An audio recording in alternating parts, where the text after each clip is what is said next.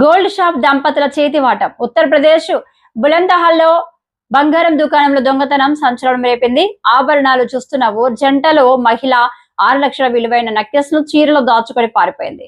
Stock తనిఖీల్లో లోటు గమనించిన యజమాని పోలీసులకు ఫిర్యాదు చేశాడు. సీసీటీవీలో మహిళ చేతివాటం స్పష్టమవడంతో పోలీసులు కేసు నమోదు చేసి దర్యాప్తు ప్రారంభించారు.